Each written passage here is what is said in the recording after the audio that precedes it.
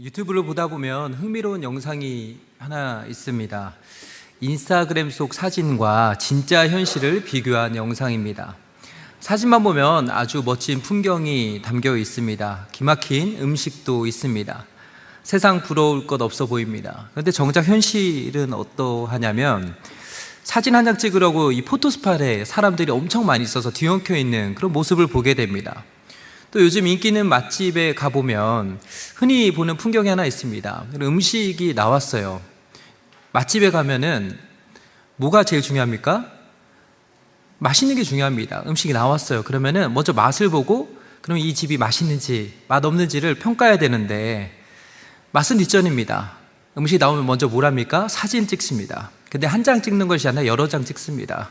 각도를 다르게 해서 굉장히 다양한 사진을 찍습니다. 사진 작가들보다 훨씬 더 정성껏 찍습니다.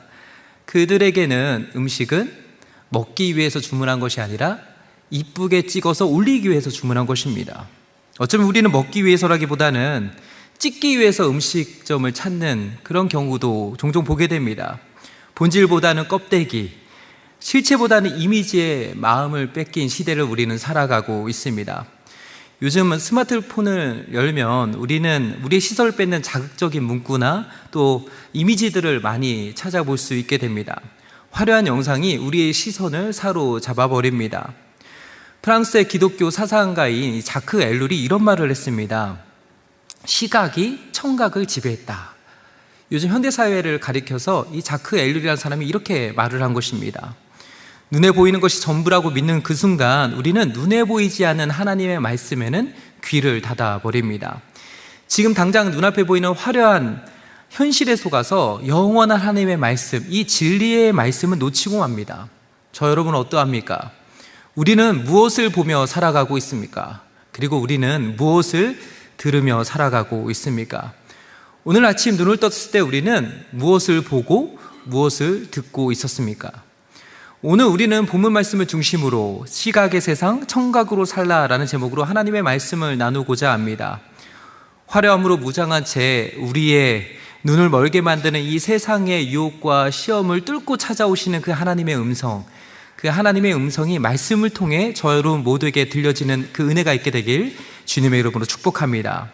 첫 번째로 하나님이 주시는 음성이 뭐냐면 성도가 청각을 상실하면 정체성을 상실한다는 것입니다. 오늘 5절 말씀은 이스라엘 장로들의 위험한 요구로 시작됩니다. 5절에 보면 이렇게 말씀합니다. 모든 나라와 같이 우리에게 왕을 세워 우리를 다스리게 하소서 한지라. 당시 상황은 좋지 않았습니다. 지도자 사무엘은 나이가 많아졌습니다. 사무엘이 두 아들을 이스라엘의 사사로 세웠습니다. 근데 아주 심각한 문제가 하나 생겼습니다. 두 아들이 아버지와는 달랐던 것이었습니다. 그들은 자기 욕심을 채우기에 급급했습니다. 뇌물을 받았습니다. 재판에서도 부정을 행하였습니다. 백성들의 입장에서는 불안했을 것입니다. 참다 못한 이스라엘 장로들이 사무엘을 찾아옵니다. 그리고는 대안을 제시합니다. 그 대안이 뭐였냐면 왕이었습니다. 이스라엘은 신정국가였습니다. 당시 이스라엘과 다른 이방 나라들과의 이 차이점이 뭐였냐면 바로 이스라엘의 왕은 하나님이셨다는 것이었습니다. 이스라엘에게 왕이 없었던 것이 아니었습니다. 인간 왕은 없었지만 그들을 다스리는 왕이 계셨습니다. 그분이 누구냐면 바로 하나님이셨습니다. 그들의 진짜 왕인 하나님이 그들과 함께 하셨습니다. 하나님이 친히 그들을 통치하셨습니다. 근데 이제 그게 싫다는 거예요. 백성들은 하나님의 통치를 받는 것이 이제 싫다는 것입니다. 눈에 보이지 않는 하나님이 자신들을 다스리는 것보다 눈에 보이는 왕이 자기를 다스리는 것을 그들이 원했던 것입니다. 우리도 남들처럼 멋진 눈에 보이는 왕이 필요합니다. 세상 돌아가는 방식대로 우리도 힘있고 강력한 왕이 필요합니다. 지금 이렇게 요청하고 있는 것입니다. 이 요구를 들은 사무엘의 반응이 어떠했냐면 오늘 개역개정에는 기뻐하지 않았다라고 이렇게 표현하고 있지만 공동 번역 성경에는 마음이 편치 않았다, 새번역 성경에는 마음이 상했다 이렇게 번역하고 있습니다. 그러니까 사무엘의 입장에서는 지금 이들의 요구가 탐탁지 않았던 것입니다. 그래서 기도합니다. 그러자 하나님께서 지금 이 사안을 꿰뚫는 그 하나님의 진단을 이렇게 말씀하십니다. 그들이 너를 버림이 아니요 나를 버려 자기들의 왕이 되지 못하게 함이니라. 이스라엘은 그저 단지 사무엘이라는 이 리더를 교체하고 싶었던 그런 마음이 아니었습니다. 그들은 하나님을 왕위에서 내쫓고 싶어 했습니다. 하나님의 음성을 듣고 순종하며 살아야 했던 그들만의 독특한 정체성을 내던지고 싶어 했습니다. 원래 하나님은 이 왕정제도 자체를 죄악시하지 않으셨습니다. 이미 신명기 17장에서 훗날 세워질 왕의 자격과 그가 하면 안 되는 것들에 대해 말씀해 주셨습니다. 이스라엘 왕은 군사나 재물을 의지하지 말고 하나님을 의지해야 한다고 이미 말씀해 주셨어요. 하나님의 말씀 아래 자신을 두어야 한다고 하나님께서 이미 말씀해 주셨습니다. 근데 지금 백성들이 원했던 왕이 누구였냐면 하나님의 통치를 더 온전히 구현할 수 있는 그런 왕을 원했던 것이 아니었습니다. 하나님을 대체할 왕을 원했습니다. 하나님 없이도 자신들을 지켜주고 자신들을 잘 먹고 잘 살게 만들어줄 그럴 왕을 원했던 것이었습니다. 결국 사무엘은 왕을 세우면 어떤 일이 벌어질지에 대해 강력하게 경고합니다. 11절부터 보면 이 사무엘이 말한 내용 중에 반복해서 나오는 단어가 있습니다. 그게 뭐였냐면 11절과 13절, 14절, 16절에 나오는 이 데려다가, 가져다가, 끌어다가입니다. 이 11절, 13절, 14절, 16절에 이 단어가 나오는데 이 단어들이 한글 성경에는 이렇게 다르게 표현되어 있지만 영어 성경에는 한 단어로 표현되어 있습니다. 테이크입니다. 테이크. 백성들은 왕이 자신들을 지켜줄 거라고 믿었습니다. 하지만 하나님의 진단은 정반대였습니다. 그 왕이 너의 것을 가져갈 것이다. 이렇게 말씀하고 있는 것입니다. 이것은 아주 무서운 경고였습니다. 왕을 세워서 내가 보호받고 내가 뭔가 많은 것들을 이 왕으로부터 얻게 될 것이다 라고 그들은 기대했는데 지금 하나님의 진단은 무엇입니까? 그 왕이 너의 것을 가져가게 될 것이다. 지금 이렇게 말씀하고 있는 것입니다. 너희 아들, 딸들을 데려다가 군사로 또 종으로 삼고 너의 가장 좋은 밭과 가축을 빼앗아 갈 것이라고 지금 말씀하고 있는 것입니다. 나를 보호해 줄 왕을 기대했는데 사실은 나를 착취하는 존재가 되어버린 것입니다. 그래서 18절 사무엘이 이렇게 예언합니다. 그날에 너희는 너희가 택한 왕으로 말미암아 부르짖되 너희가 지금 그토록 원했던 그 왕 때문에 너희가 너무 괴로워서 고통스러워서 하나님 앞에 부르짖는 그날이 오게 될 것이다. 지금 이렇게 예언하고 있는 것입니다. 그런데 문제는 여기서 끝나지 않습니다. 진짜 비극은 그 뒤에 나옵니다. 18절 하반절에 보면 이렇게 말씀합니다. 그날에 여호와께서 너에게 응답하지 아니하시리라 하니.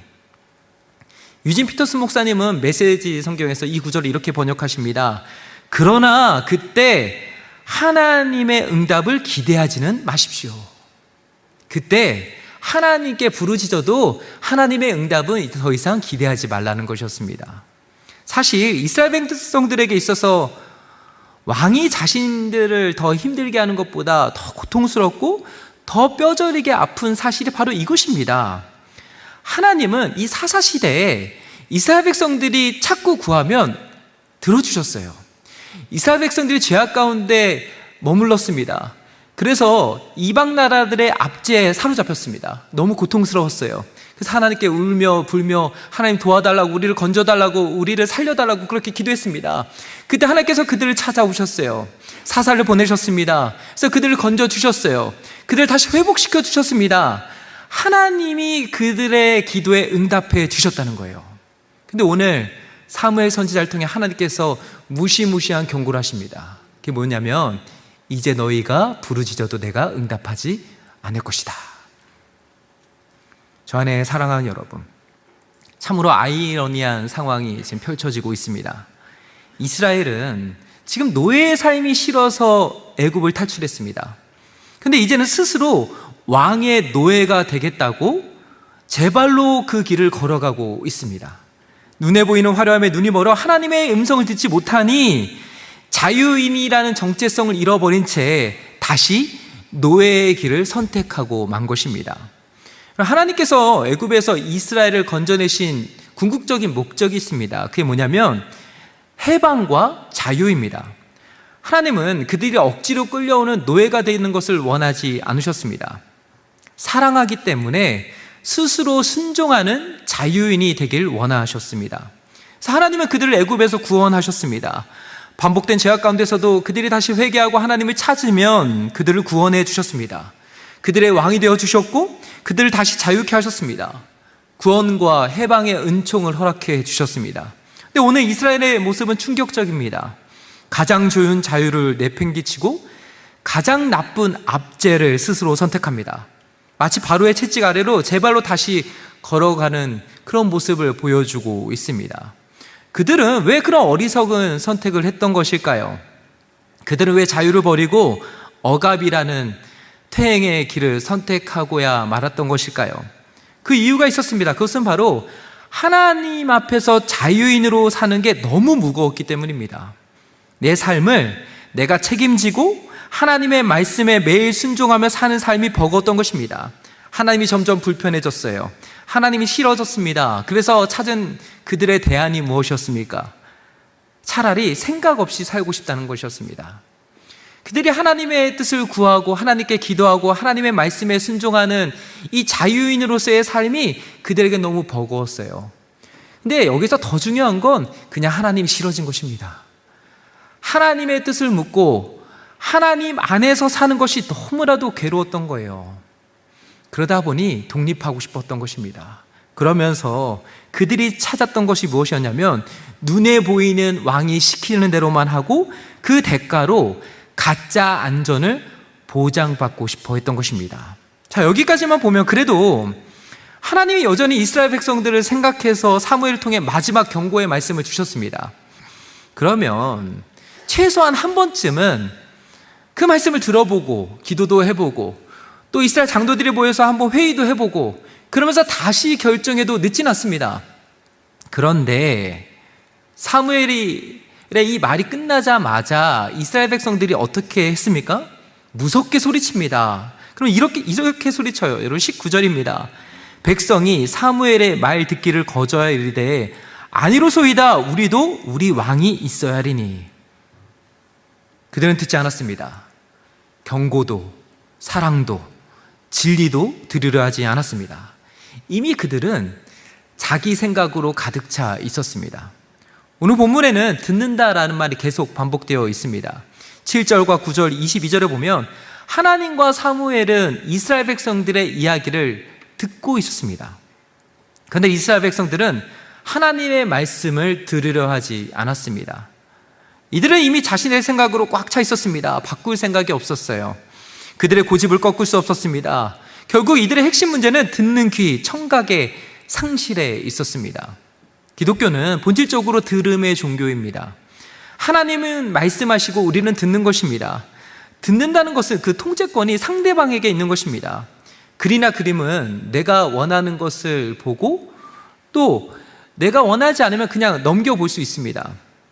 그러나 소리는 그 말을 시작해서 끝맺을 때까지 인내심을 가지고 끝까지 들어야 합니다. 상대방이 이야기하면 그 말을 경청한다는 것은 그가 말한 이야기를 끝까지 잘 듣는 것입니다.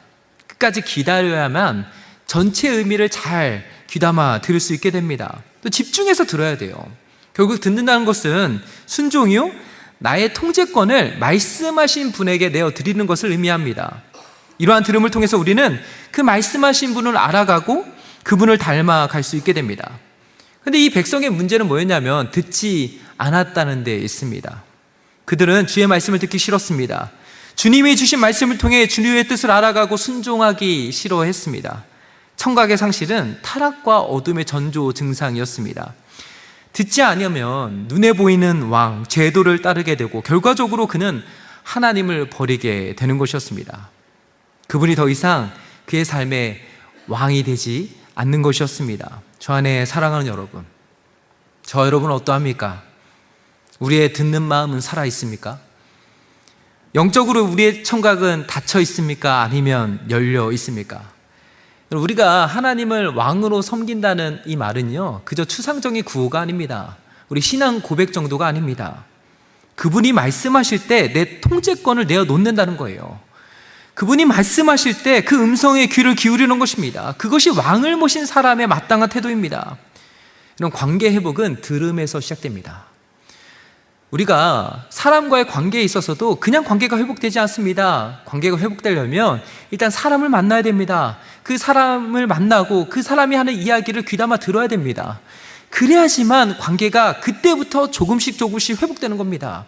왜냐하면 사람의 말을 들어야지만 그 사람이 어떤 마음을 가지고 있고, 그래서 우리가 가지고 있던 오해도 풀고, 그래야지만 이런 관계가 점점점 다시 회복돼서 사랑의 관계로 회복될 수 있는 것입니다.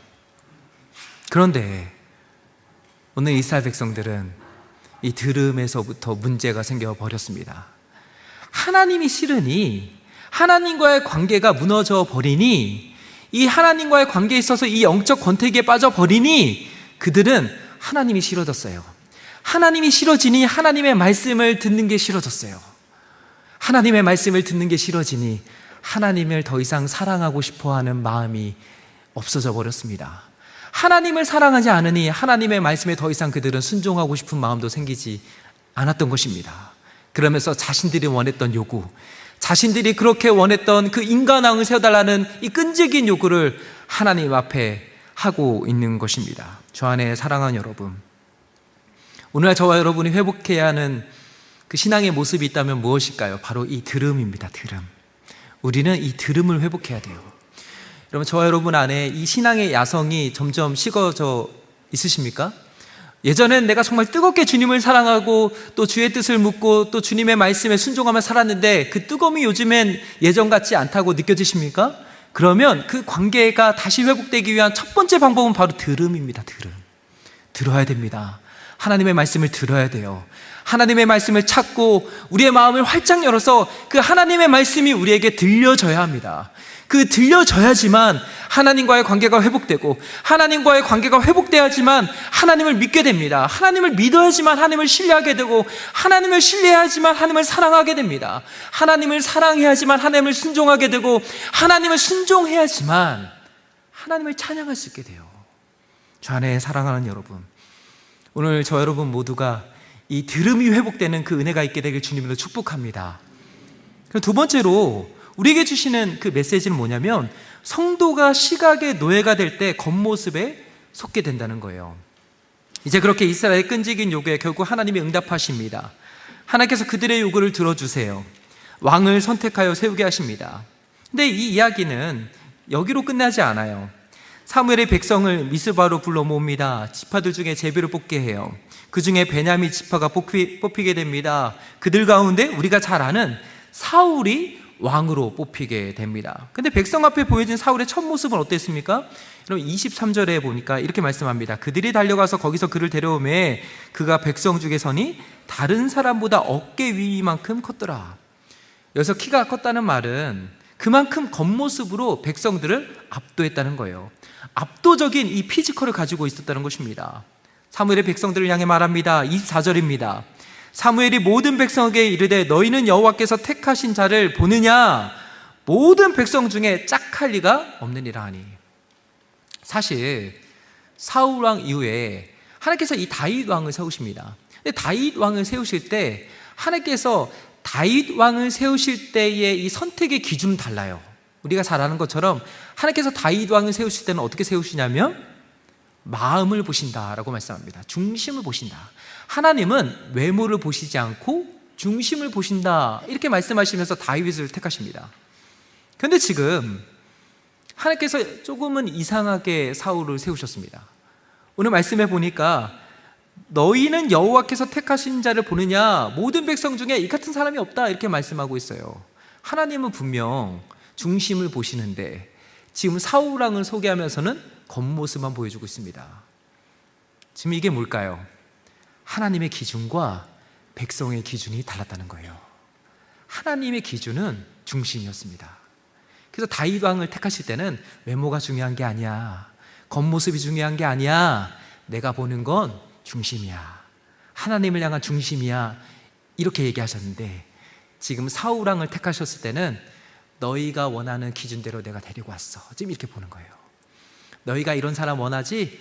그래, 한번 잘해봐라. 지금 이렇게 지금 사울 왕을 보여주고 있는 것입니다. 저 안에 사랑하는 여러분, 8장 5절 하반절에 보면 우리가 이미 앞서 살펴본 대로 이렇게 말씀해요. 모든 나라와 같이 우리에게 왕을 세워 우리를 다스리게 하소서 한지라. 여기 보니까 이들이 원했던 왕은 어떤 왕이었습니까?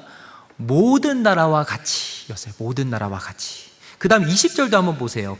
우리도 다른 나라들 같이 되어 우리의 왕이 우리를 다스리며 우리 앞에 나가서 우리의 싸움을 싸워야 할 것이니이다 하는지라. 여기도 보니까 우리도 다른 나라들 같이 되어 이렇게 말씀하고 있어요.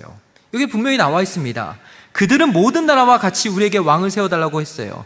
그들이 원했던 왕은 이방 나라들을 다스리고 있던 왕, 강력한 힘과 권력을 가진 채 나라를 부강하게 만든 이 강력한 왕, 그 강력한 왕을 이들이 원했던 것입니다. 그들의 욕망은 철저하게 세상적이었습니다. 여러분, 하나님의 음성이 들리지 않으니까 욕망에 사로잡히게 돼요. 욕망에 사로잡히게 되니 하나님의 뜻과는 완전히 정반대로 갑니다. 하나님의 기준과 하나님이 원하시는 건 바로 이쪽인데 그들은 지금 어디로 가고 있어요? 하나님의 뜻과는 완전히 다른 세상의 욕망을 쫓아 지금 걸어가고 있는 것입니다. 그들의 원함은 하나님의 원함과는 달랐어요. 결국 백성들의 반응은 어떠했습니까? 여러분 24절 하반절을 한번 보세요. 모든 백성이 왕의 만세를 외쳐 부르니라. 모든 백성이 왕의 만세를 외쳐 지금 부르고 있어요. 여러분, 하나님을 왕위에서 끌어내렸습니다. 여기서 지금 이미 이들은 회개할 내용이 보이지 않습니까? 그런데 이들은 회개하지 않아요. 근데 하나님이 세워줬다고 지금 너무나도 좋아합니다. 그러면서 자신들의 눈앞에 보여진 이 사울 왕의 이 압도적인 피지컬에 지금 압도당했어요. 그러면서 지금 이들의 마음에 이런 마음이 드는 거예요. 이제 우리도 됐다. 우리도 저 이방 나라들의 이 왕들처럼 우리도 뭔가 싸울 힘이 생겼다. 우리도 이제 부강하게 될 것이다. 우리도 이제 잘 살게 될 것이다. 우리도 하나님 없이 우리도 잘 될 것이다. 이렇게 말하고 있는 거예요. 그러면서 만세를 부르고 있습니다. 하나님의 이 경고의 메시지 앞에 아무런 반응도 보이지 않았는데 이들은 하나님의 원함과는 다르게 그들의 원함이 채워지자 만세를 부르고 있어요. 너무 좋아하고 있습니다. 너무 즐거워하고 있어요. 너무 행복해하고 있습니다. 저 안에 사랑하는 여러분, 타락한 인간의 마음 안에는 욕망이 자리 잡고 있습니다. 언제든 그 욕망은 우리를 사로잡을 수 있어요. 평상시에는 괜찮습니다. 아무런 문제가 되지 않아요. 내가 가진 핸드폰도 좋아 보입니다. 오랫동안 쓸만합니다. 이 핸드폰 전화만 받으면 되지. 이런 마음으로 계속해서 쓸만하다고 이렇게 생각을 합니다. 그런데 어느 날 누가 옆에서 최신형 스마트폰을 가지고 옵니다. 그래서 막 보여줘요. 그래서 처음에는 괜찮습니다. 아니야, 나는 저게 필요 없어. 괜찮아, 난 안 살 거야. 자꾸만 그게 이제 보여집니다. 집에 가서 검색을 해봅니다. 이번에 나온 거 그냥 난 안 살 건데 보기만 해야지. 한번 봅니다. 이제 들어가서 봐요. 홈페이지에 가서 봅니다. 너무 좋은 거예요. 또 다시 또 마음을 다잡습니다. 아니야, 절대 안 살 거야. 나 우리 자녀들 지금 학원비도 내야 되고 절대 안 돼. 근데 이제 다시 또 그 다음날 되니 옆에 사람이 또 사갖고 옵니다. 그러면 다시 또 이제 마음이 흔들립니다. 그래, 내가 스펙만 좀 보자. 딱 스펙만 보고 넘길 거야? 이러면서 딱 이제 스펙만 딱 봅니다. 그 다음에 또 어떻게 돼요? 마음이 커집니다.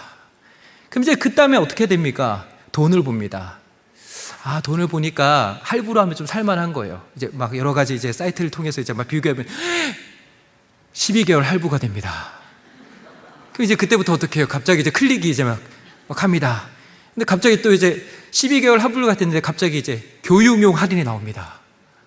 그러면 나 이제 대학원 다니는데 또 사야겠다. 이런 마음으로 어디로 갑니까? 이미 클릭해서 이틀 뒤면 올 거를 매장 가서 받아오려고 매장을 가는 거예요. 그렇게 우리의 인간의 욕망은요, 우리가 통제가 사실 쉽지는 않습니다. 르네지라는 사람이 있어요. 이 사람이 이런 말을 했거든요. 인간의 욕망은 저절로 생기는 게 아니라 남의 것을 보고 모방함으로 생긴다. 이렇게 말했어요. 인간의 욕망은요, 그냥 가만히 있어서 생기는 게 아니라 남의 것을 보고 그때부터 그것을 모방하고 싶은 마음에서부터 이 욕망이 자극된다는 거예요. 도파민이 막 생긴다는 것입니다. 이런 관점에서 지금 이스라엘의 시선에 들어온 것은 무엇이었습니까?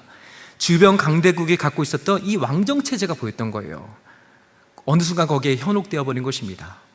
결국 자신도 그 왕과 똑같은 왕을 달라고 요구한 것입니다. 이스라엘은요, 시각으로 살아온 백성들이 아닙니다. 그들은 청각으로 살아왔던 백성들이었어요.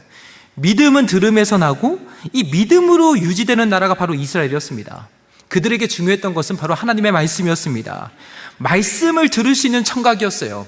이스라엘 백성들에게서 늘 이 문제가 생길 때가 언제냐면 말씀이 들리지 않았을 때였습니다. 여러분, 사무엘이 태어나기 그 전에 이스라엘 백성들의 이 영적인 무지가 생길 때 어떤 일이 벌어졌습니까? 들리지가 않았어요. 제사장에게 하나님의 음성이 들리지 않았습니다. 근데 사무엘이 태어났어요. 사무엘이 태어나면서부터 그때부터 어떤 일이 벌어졌습니까? 말씀이 들리기 시작했어요. 저 안에 사랑하는 여러분, 이스라엘 백성들은 청각으로 살아왔던 백성들이었습니다. 그런데 시각의 노예가 되자 청각을 상실해 버렸습니다. 세상을 모방하는 욕망으로 가득 찼어요. 하나님의 거룩한 백성의 정체성을 잃어버렸습니다. 하나님을 바라보는 믿음도 잃어버렸습니다. 그러다 보니 사울의 겉모습만 보고 지금 만세를 부르고 외치고 있는 것입니다. 하지만 오늘 본문은 그들이 시각의 노예가 될 때 보지 못하는 본질, 그래서 장차 다가올 이 어둠의 모습을 이 복선처럼 깔아놓고 있어요. 그 첫 번째가 뭐냐면요, 그가 베냐민 지파의 기브아 사람이라는 것입니다. 26절 상반절을 보면 이렇게 말씀합니다. 사울도 기브아 자기 집으로 갈 때, 사사기 19장에 보면 레위인의 첩이 이 화가 나서 친정으로 돌아갑니다. 그때 그가 돌아갔던 그 고향이 어디였냐면 베들레헴이었습니다. 이 베들레헴은 장차 다윗이 태어날 고향이었습니다. 그곳에서 레위인의 장인은 과도할 정도로 이제 환대를 합니다. 근데 반대로 사울의 고향이었던 이 기브아에서는요, 밤늦게까지 이 성문 앞에 선 그들을 아무도 영접해주지 않아요. 환대해주지 않습니다. 오히려 불량배들이 나타나서 그들에게 못된 짓을 하는 그 모습이 보여져요. 룻기에 보면 베들레헴에서는 훗날 다윗의 조상이 될 사람들이 나오미를 환대하고 또 아름다운 햇새들을 보여주는 장면이 나옵니다. 이런 맥락에서 볼 때 사울이 기브아 사람이라는 이 사실 자체가 다윗 왕과 비교해 볼 때 뭔가 불안한 느낌을 복선처럼 깔아놓고 있는 것입니다. 그런가 하면 둘째로 과도한 겸손이에요. 여러분, 사울의 겸손은 건강하지 않았습니다. 사울이 제비가 뽑혔을 때 어디 있었냐면 진보다리에 숨어 있었어요. 사무엘상 15장 17절에 보면 사무엘이 나중에 이렇게 말해요. 사무엘이 이르되 왕이 스스로 작게 여길 그때 이스라엘 지파의 머리가 되지 아니하셨나이까. 사무엘은 옛날 왕이 되기 전에는 사울이 겸손했다고 말합니다. 스스로 작게 여겼다고 말했어요. 어쩌면 그가 외형적으로 남보다 컸기에 스스로 작게 여긴 것은 더 두드러진 미덕처럼 보였을지도 모르겠습니다. 그러나 이러한 겸손이 뒤에 가면 어떻게 변질됩니까? 자기 기념비를 세워요. 엄청난 교만의 그 고개를 하나님 앞에서 듭니다. 하나님의 자리를 사울왕이 대신 차지하려 드는 그런 모습을 우리는 보게 됩니다. 저 안에 사랑하는 여러분, 오늘 이 사울의 선택을 보면 훗날 메시아를 보내시는 하나님의 선택과 비교해 볼 때 참 대조적이에요. 사울은 남들보다 머리 하나가 더 큰 압도적인 체형을 가지고 있었습니다. 그러나 이사야 선지자는요, 장차 오실 진짜 왕 예수 그리스도에 대해서는 이렇게 말씀하고 있어요. 이사야 53장 2절 말씀입니다. 그는 주 앞에서 자라나기를 연한 순 같고 마른 땅에서 나온 뿌리 같아서 고운 모양도 없고 풍채도 없은즉 우리가 보기에 흠모할 만한 아름다운 것이 없도다. 세상의 안목으로 보면 예수님은 어떠한 모습이었어요? 풍채도 없고 우리가 보기에 흠모할 아름다운 것이 하나도 없다는 것입니다. 그런데 지금 세상 사람들이, 이 이스라엘 백성들이 환호하는 사울 왕은 환호할 만한 겉모습을 가지고 있었어요. 근데 예수님은 그렇지 않았다는 거예요. 여러분, 예수님이 어디서 태어났습니까? 마구간에서 태어났어요. 예수님은 저 왕궁에서 태어난 것이 아닙니다. 이미 초라한, 그리고 가장 낮은 곳에서 예수님이 태어나셨어요. 그리고 예수님의 육적인 부모의 직업은 무엇이었습니까? 그 당시 가장 초라한 이 목수의 아들로 태어나셨어요. 목수의 아들로 자라나셨습니다. 그리고 예수님이 이 땅에 사셨어요. 여러분, 예수님이 이 땅에 사시면서 예수님의 고백은 무엇이었는지 아십니까? 내가 머리 둘 곳도 없다 이렇게 말씀하셨어요. 예수님은 집 한 채도 없으셨어요. 머리 둘 곳도 편히 내가 쉴 곳도 없다고 예수님께서 말씀하셨습니다. 그리고 예수님의 이 십자가 죽음으로 걸어가는 그 과정 속에서 예수님이 보여진 모습은 무엇이었습니까? 피를 흘리는 모습이에요. 너무나도 연약하고 너무나도 초라한 모습입니다. 그저 한 인간의 가장 연약한 모습이 이 예수님을 통해서 나타납니다. 그 예수님이 어느 누가 이 세상을 구원할 구원자라고 여길 수 있는 그런 모습이겠습니까? 겉모습만 보면 예수님이 나의 구원자라고 믿을 수 있는 그 사람이 어디에 있을 수 있겠습니까? 그런데 오늘 성경은 뭐라고 말하고 있습니까? 그 예수님이 우리의 진정한 구원자라고 말씀하고 있습니다. 세상의 겉모습이 아니라 진짜 구원자의 왕으로 오신 그 예수님, 세상의 이 구원자로 오신 예수님은 겉모습으로 판단할 수 없다는 것입니다.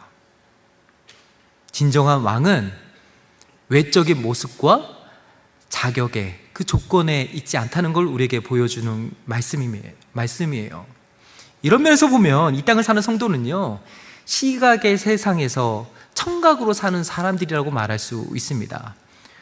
우리가 하나님을 형상이 아닌 말씀으로 만나듯이 우리는 사람의 사람 되면 외모가 아니라 내면에 있습니다. 여러분, 십계명에 보면 하나님께서 하나님을 어떤 형상으로도 만들지 말라 이렇게 말씀하고 있어요. 왜 그럴까요? 하나님은 어떤 우상이나 형상에 담아둘 수 없는 분이시기 때문입니다. 그리고 눈에 보이지 않는 하나님을 우리는 어떻게 만날 수 있어요? 눈에 보이지 않는 하나님을 우리는 어떻게 알아갈 수 있습니까? 하나님께서 말씀을 통해 우리에게 말씀하십니다. 그럼 말씀을 통해 하나님을 알아가게 하세요. 말씀을 통해 우리 안에 하나님을 믿어지게 만드는 그 믿음을 주십니다. 그래서 우리는 말씀을 통해 하나님의 음성을 듣는다 이렇게 말할 수 있는 것입니다. 저 안에 사랑하는 여러분, 우리는 외모가 아니라 내면이 중요합니다. 하나님은 우리의 외모가 아니라 내면을 중요하게 여기십니다. 하나님은 우리의 겉모습이 아니라 우리의 중심을 중요하게 여기세요. 여러분, 참된 행복도요, 시각적 조건에 달려있지 않습니다. 여러분, 우리의 삶에 보면요, 참 많은 것들을 가지고 있지만 내면이 행복하지 않는 사람들을 볼 수 있게 됩니다. 외형 속에 감춰둔 그런 아픔과 그 고통을 우리는 볼 수 있게 됩니다. 그런데요, 진짜 내면이 아름답고 진짜 내면이 풍성한 사람은요, 우리가 가진 것, 그것으로 그 사람을 평가할 수가 없더라고요. 여러분, 사도 바울이 그래서 빌립보서 4장에서 뭐라고 말하고 있습니까? 나는 부유함도 처해 받고 가난에도 처해 봤다. 그러나 나는 이제 만족할 줄 안다. 나는 예수님 한 분만으로 만족한다는 거예요. 나는 잘 살아봤기도 했다.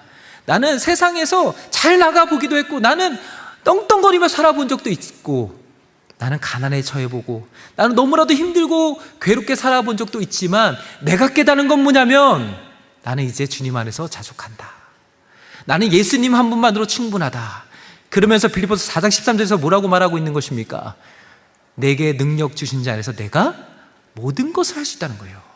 내게 능력 주신 자 안에서 나는 다 할 수 있습니다. 이게 긍정적이거나 적극적인 사고로 말하는 것이 아닙니다. 사도 바울은 그 어떤 상황과 환경 속에서도 예수님이 능력 주시면 나는 그거 하나로 충분하다는 거예요. 예수님이 능력 주시면 나는 오늘 하루도 힘있게 살아갈 수 있다는 것입니다. 예수님이 능력 주시면 오늘 하루도 나는 버텨내고 견뎌내며 오늘을 이겨내며 살아갈 수 있다라고 말씀하고 있는 것입니다. 오늘은 장애인 주일입니다. 저 안에 사랑하는 여러분, 우리는 장애인 주일을 맞이하며 어떤 마음을 가지고 있습니까? 오늘날 참 한국에서도 이 장애인에 대한 인식이 점점 더 높아지고 있습니다. 근데 제가요, 용서하고 드십시오. 제가 이제 미국에서 이렇게 사역을 할 때 본 가장 참 독특했던 모습 중에 하나가 뭐였냐면, 장애인들을 보는데 그냥 사람들이 아무렇지도 않게 대해요. 그러니까 장애인이라고 해서 뭔가 특별하게 뭔가 잘해주긴 하지만, 그러나 그들과 똑같이 대합니다. 그냥 그들과 똑같이 대해요. 나와 똑같은 사람이었어요. 제가 섬겼던 한 청년이 있었어요. 그 청년은 목 밑에부터는 이렇게 사용할 수 없는, 어렸을 때 불의의 사고로 인해서 정말 이렇게 큰 어려움을 겪었습니다. 거의 죽다 살아난 청년이었어요. 근데 그 청년이 이제 어렸을 때 초등학교 한 4학년 때 그 사고가 있었어요. 그러면서 정말 너무나도 이렇게 힘든 시간을 보냈습니다. 그리고 이제 목 밑에는 이제 사용할 수 없고, 그래서 목 이상만 이제 위쪽만 이게 살아갈 수 있었는데요. 그런데 그 친구가 이제는 학교를 가야 되는 상황이 생겼습니다. 학교를 가야 되는 상황이 생겼는데, 중학교, 고등학교 이렇게 가야 되는 상황이 생겼는데 중학교를 갔어요. 초등학교를 갔습니다. 그때 어떤 일이 벌어졌냐면, 그 한 아이를 위해서 그 한 클래스를 완전히 바꾸는 거예요. 그 아이가 갈 수 있는, 휠체어가 갈 수 없는 길이 생기니까 그거를 휠체어를 다 만들어줬습니다. 그 선생님이 몇 명이서 붙어가지고 그 아이를 공부시키는 그런 모습을 제가 보게 됐어요. 저 안에 사랑하는 여러분,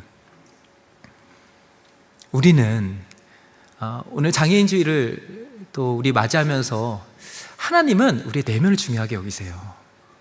겉모습이 아닙니다. 겉모습의 화려함에 우리는 속아서는 안 됩니다. 하나님의 형상으로 지은 그리스도 예수 안에서 우리를 자유케 하시고 또 우리를 화목케 하시고 우리를 하나님의 자녀로 삼아주신 그 은혜, 그 은혜는 우리 모두가 똑같은 거예요. 그래서 우리는 함께 더불어 살아가는 것입니다. 교회는 함께 더불어 살아가는 믿음의 공동체입니다. 함께 하는 거예요. 온 세대가 함께하는 공동체가 바로 교회입니다. 이제 말씀 맺겠습니다. 다윗은 시편 11편 1절에서 이렇게 고백합니다. 내가 여호와께 피하였거늘 너희가 내 영혼에게 새같이 내 산으로 도망하라 함은 어찌함인가. 다윗은 여호와께 피했어요. 내가 여호와께 피했다, 지금 이렇게 말하고 있어요. 다윗은 하나님만 의뢰하고 하나님께 기도하고 하나님만 의지하겠다라고 그렇게 결단하며 고백했습니다. 그러자 지금 세상이 지금 뭐라고 말하고 있어요? 사람들이 뭐라고 말하고 있습니까? 내 영혼에게 새같이 내 산으로 도망하라 함은 어찌함인가. 사람들의 눈에는 다윗이 하나님께 피하는 것이 어리석다라고 보였습니다. 그래서 지금 이렇게 말하는 거예요. 그렇게 가지 마. 하나님께 피하는 건 어리석은 거야. 하나님 보이지도 않는데 하나님이 너 도와주실 것 같아? 하나님 너와 함께 하실 것 같아? 아니야. 지금 눈에 보이는 저 산으로 가야 돼. 저 새가 지금 도망치기 위해서 저 산으로 가잖아. 너도 저렇게 가야 되는 거야. 끊임없이 우리에게 말하고 있는 거예요. 여러분, 바로 이것이 시각으로 살아가는 사람과 청각으로 살아가는 사람의 차이점입니다. 다윗은 청각으로 살아갔어요. 하나님의 말씀을 귀담아 들었습니다. 그리고 하나님의 말씀을 듣고 순종하며 살았어요. 그래서 그가 피했던 자리는 하나님이었습니다. 그런데 세상은 끊임없이 저기 봐라, 저 사람들, 저 새들은 저 산으로 도망치고 있어. 여러분, 예수님께서 이런 말씀을 하십니다. 여러분, 우리를 향해서 좁은 문을 향해 걸어가라고 말하고 있어요. 그런데 우리가 눈을 열어보니 지금 사람들은 어느 길을 걸어가고 있습니까? 넓은 길을 걸어가고 있어요. 넓고 편한 넓은 문을 향해서 걸어가고 있다라고 말하고 있어요. 그때 예수님은 뭐라고 말하고 있습니까? 현혹되지 말아라. 좁은 길이 구부러지고 너무나 가기 힘들어서 때로는 지치고 넘어지고 피곤하고 또 좌절하고 이 길이 가는 것이 맞는 것인지 그런 생각이 들지언정 포기하지 말라는 거예요. 끝까지 가보라는 거예요. 그날을 기대하고 끝까지 가보라는 것입니다. 끝까지 가보면 누가 맞는지 보게 된다는 거예요. 저 안에 사랑하는 여러분, 잠언 18장 10절에 보면 이런 말씀이 있습니다. 여호와 이름은 견고한 망대라 의인은 그리로 달려가서 안전함을 얻느니라. 여호와 이름은 견고한 망대라. 하나님께로 가면 하나님의 선하심과 하나님의 신실하심과 하나님의 공의로우심과 하나님의 의로우심과 하나님의 사랑 앞에 우리가 나아가면 그 안에서 우리는 진짜 자유와 안전함을 누릴 수 있게 된다는 것입니다. 우리는 끊임없이 불안합니다. 두렵습니다. 끊임없이 답답하고 막막한 현실 앞에 끊임없이 우리의 눈에 보여지는 건 뭐냐면 사람들이에요.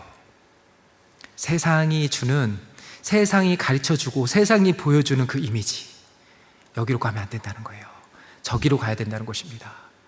세상 많은 사람들이 저기를 가는 것처럼 우리도 그렇게 가야 한다는 것입니다. 그런데 우리 주님께서 우리에게 말씀하신 건 무엇입니까? 아니라는 거예요. 그렇게 가지 말라는 것입니다. 우리 다시 하나님과 함께 하자는 것입니다. 우리 다시 하나님께로 도망치자는 것입니다. 하나님께로 갈 때 우리가 진짜 평안함을 누리게 된다는 거예요. 진짜 안전함을 누리게 된다는 것입니다. 오늘 이 자리에 나온 저 여러분 모두가 그 어떤 상황과 환경 속에서도 부르신 그 삶의 자리에서 하나님께로 피했으면 좋겠습니다. 하나님께로 피하는 자가 복이 있는 자입니다. 하나님께 묻고 하나님께 기도하며 하나님과 함께 동행하는 자가 진짜 승리하는 자입니다. 여러분, 저 여러분 모두가 함께 더불어서 이 믿음의 길을 끝까지 걸어가는, 그래서 승리의 기쁨을 함께 맛보는 그 은혜가 있게 되길 주님의 이름으로 축복합니다. 우리 같이 좀 찬양할 텐데요, 우리 모든 상황 속에서라는 찬양 같이 좀 함께 좀 고백할까요? 우리 같이 한번 좀 일어나서 고백했으면 좋겠습니다.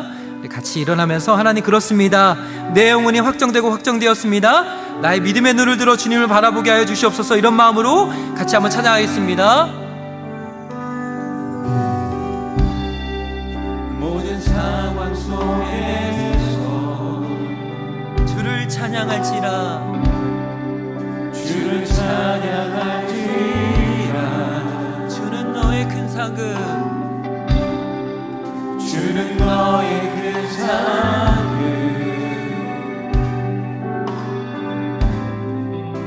큰 도움이시라. 주의 얼굴 구할 때, 주의 얼굴 구할 때, 주의 영을 부사, 주의 영을 부사. 크신 사랑 안에서, 크신 사랑 안에서 주를 보게 하소서, 주를 보게 하소서. 우리 같이 고백할까요?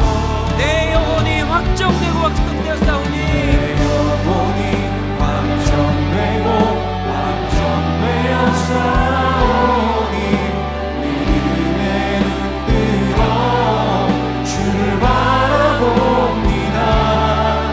내 영혼이 확정되고 확정되었사오니, 믿음의 눈 들어 주를 바라봅니다. 내 영혼이 확정되고 확정되었사오니, 내 영혼이 확정되고 확정되었사오니, 주님 그렇습니다. 믿음의 눈 들어 주를 바라봅니다. 내 영혼이 확정되고 확정되었사오니, 믿음의 눈 들어 주를 할렐루야 찬양하세. 내 모든 죄 사함받고, 할렐루야 찬양하세. 내 모든 죄 사함받고, 주 예수와 동행하리. 그 어디나 하늘나라. 할렐루야 찬양하세. 할렐루야 찬양하세. 내 모든 죄 사함받고, 그러고 보니 높은 산이 거칠으니 조망이나 구름이나 그 어디나 하늘나라. 그 어디나. 우리 마지막으로 한번 더 고백하겠습니다. 할렐루야 할렐루야 할렐루야 찬양하세. 내 모든 죄 사함받고, 주 예수와 동행하리. 그 어디나 하늘나라.